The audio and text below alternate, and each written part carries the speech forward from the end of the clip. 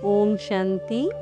27 जून 2025 की मुरली से मुख्य पॉइंट परमात्मा सुनाते हैं। मीठे बच्चे, तुम्हारा टाइम बहुत वैल्यूबल है, इसीलिए फालतू बातों में अपना टाइम वेस्ट मत करो।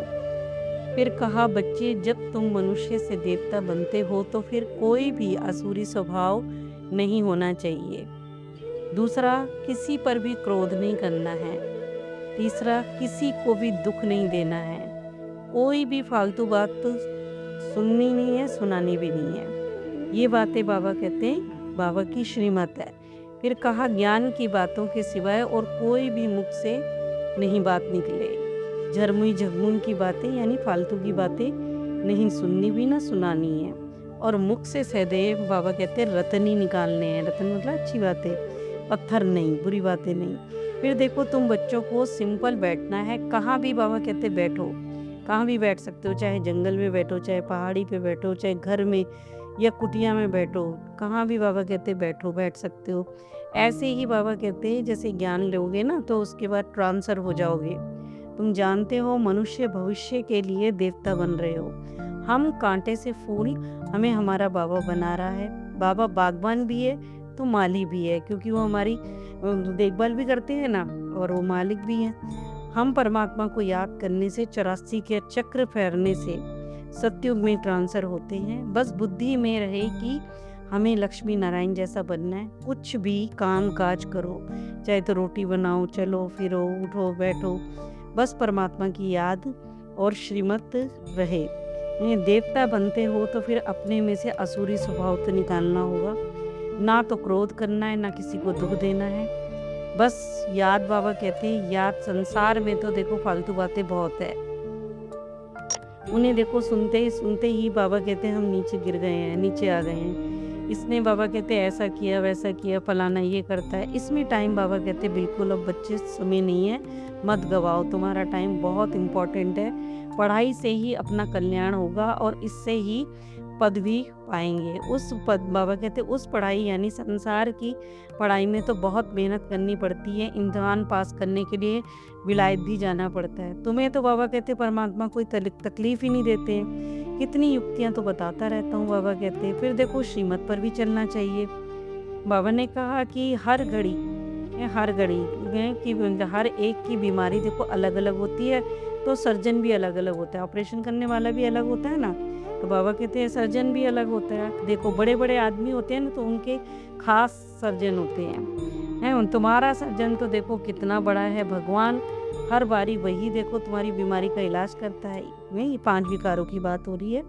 आत्मा की गंदगी बाबा कहते हैं निकालने के लिए सर्जन यानी भगवान को खुद आकर हमें प्योर बनाने आना पड़ता है। देवी घराने जाने लायक बनाते हैं। फिर सतयुग में 21 जन्म है, वहाँ आप निरोगी होंगे।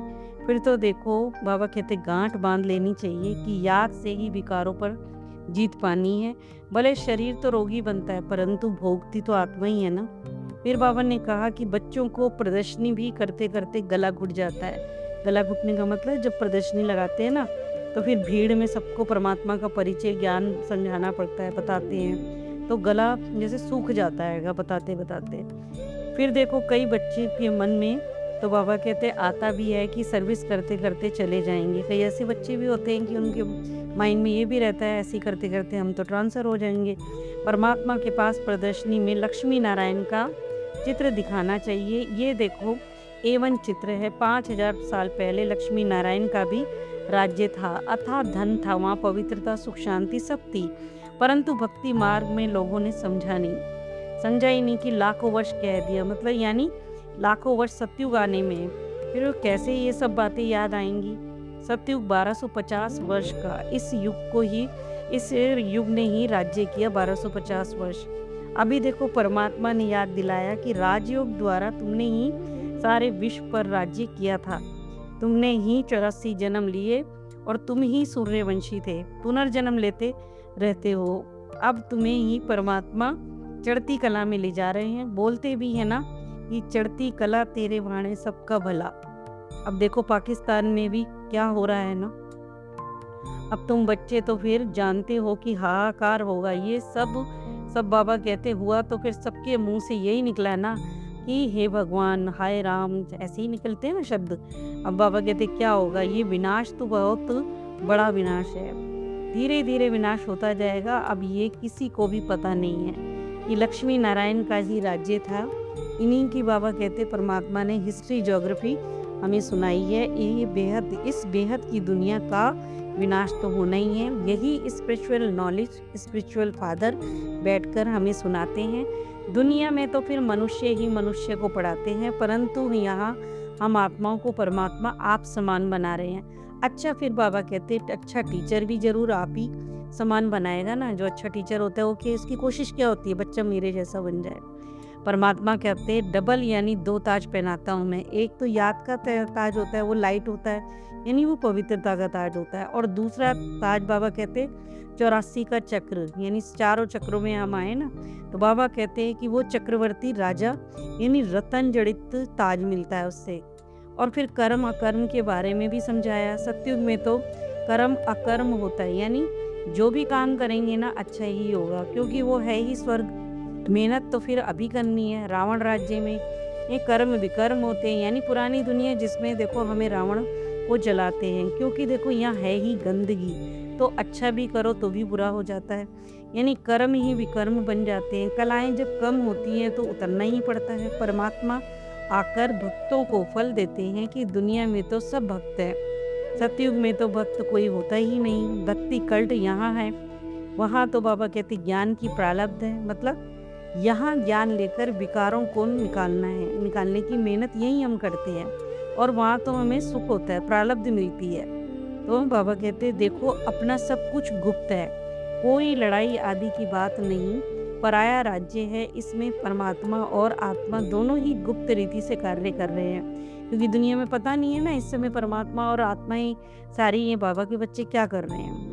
तो ये गुप्त रीति से कार्य चल रहा है। तुम बच्चों को गुप्त दान में विश्व की बादशाही देते हैं, तुम्हारा सारा गुप्त है। इसीलिए रस्म में भी जब देखो कन्या को दहेज देते हैं ना, तो क्या करते हैं, गुप्त में ही देते हैं। गाया भी हुआ है गुप्त दान महापुण्य। 2-4 को बाबा कहते मालूम पड़ा तो वो ताकत कम हो जाती है। फिर कहा राजा में पावर रहती है, तो ईश्वर अर्थ दान करते हैं क्योंकि उसमें पावर रहती है। यहाँ तो देखो किसी में पावर है ही नहीं, जिसको भी बाबा कहते आया उसको कर देते हैं। बहुत गंदे मनुष्य हैं। तुम बहुत सौभाग्यशाली हो जो खवैया का हाथ पकड़ा है, हर बार तुम ही निमित्त बनते हो। बाबा कहते तुम ही देह अभिमान में आए, फिर देखो भूत चढ़ा ना, तो बाबा कहते उसके यानी 5 विकारों का भूत आया। अब मेहनत भी तुम्ही को करनी है आत्मिक स्थिति में रहने की। चाहे बाबा कहते पैदल चलो, बाबा को याद करो, याद होगी तो कभी भी टांगे भी थकेंगी नहीं, हल्के भी होते जाएंगे। बहुत मदद भी परमात्मा की मिलती है, और तुम मास्टर सर्वशक्तिमान भी में हो जाएंगे। तुम्हें याद और ज्ञान के अलावा कोई भी वाह्यत बातें नहीं करनी है। हम देखो भक्ति मार्ग में गाते भी थे ना कि तुम्ही हो माता पिता, तुम्ही हो बंधु सखा, तुम्ही, पर समझा तो कुछ भी नहीं ना। अर्थ बाबा कहते कुछ नहीं, बस तोते मिसल गाते रहते हैं। अब बाप यानी कि परमात्मा आया हुआ है हमारी सदगति करने, बस बाबा कहते फिर कितनी खुशी रहनी चाहिए। परमात्मा तुम्हें मिला है, बादशाही दे देते हैं। बाबा कहते बच्चे अभी नहीं बनेंगे तो फिर कब बनेंगे। ये टाइम देखो बहुत वैल्यूबल है। ब्रह्मा के तन में प्रवेश कर भागीरथ कहते हैं ये ब्रह्मा के बच्चे ब्राह्मण है, ब्राह्मण है चोटी, ऊपर में देखो परमात्मा, और फिर संगम युगी ब्राह्मण जो ईश्वर की संतान, जो इस समय बने ना ईश्वर की संतान। अभी बाबा कहते हैं कि ईश्वरीय संतान फिर देवी संतान बनते हैं। इन लक्ष्मी नारायण की भी देखो डिग्री कम है, क्योंकि देखो इनमें ज्ञान नहीं है। संगम युग में ये ज्ञान होगा ही नहीं, सतयुग में ये ज्ञान बाबा कहते होगा नहीं। ज्ञान तो देखो अभी ब्राह्मणों में जो ईश्वर से पढ़ते हैं वो भी देखो यहाँ से लेकर गए हैं, इसीलिए उन्हें अज्ञानी नहीं कहेंगे। इन्हें बाबा कहते ज्ञान से ही लक्ष्मी नारायण का पद मिला है। मीठे बच्चों को बाबा ने सब राज युक्तियाँ सर्विस सब बता दिया है। सर्विस करने की बताई कि बाबा कहते मैंने सर्विस के लिए भी बताया किस तरह से करनी चाहिए। ट्रेन में बैठकर भी एक चित्र पर समझा सकते हो, सर्विस कर सकते हो, तो फिर ढेर आत्माएं वहाँ पर भी इकट्ठी हो जाएंगी। जिसको इंटरेस्ट होगा वो अच्छी रीति से धारण भी करेगा और प्रजा में बन जाएगा। सर्विस के साथ साथ बाबा कहते हैं याद की यात्रा भी करनी है। जो होगा ना ब्राह्मण कुल का, बाबा कहते हैं वो आत्मा खींच के अपने आप ऑटोमेटिकली आएगी। वरदान, जिससे प्यार होता है उसको ऑटोमेटिकली फॉलो करना होता है। सदा याद रहे कि यह जो कर्म कर रहे हैं यह फॉलो फादर है, अगर नहीं तो वहीं पर स्टॉप कर दो। यानी ब्रह्मा बाबा को कॉपी करना है। जैसे देखो उन्होंने हाँ का हर काम में, मतलब जो भी बाबा ने कहा ना, हाँ करी उन्होंने। अगर उसकी तरह से नहीं है बाबा कहते तो वहीं पर रोक दो।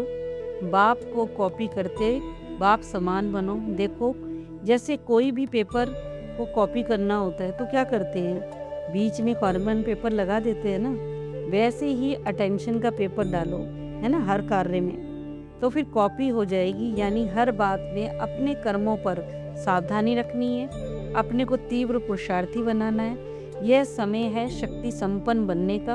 अगर स्वयं को संपन्न नहीं कर सकते हो तो सहयोग बाबा कहते लो, नहीं तो देखो आगे टू लेट हो जाएगा, यानी लेट हो जाएगा, मतलब आप पीछे रह जाएंगे और लेट हो जाएगा। स्लोगन में बाबा ने कहा संतुष्टता का फल प्रसन्नता है, प्रसन्नचित बनने से प्रश्न खत्म हो जाते हैं। अगर कहने का मतलब है अगर आत्मा संतुष्ट है तो वो प्रसन्न रहेगी। जब प्रसन्नचित बनते हैं तो फिर हमारे सारे प्रश्न खत्म हो जाते हैं। अच्छा, ओम शांति।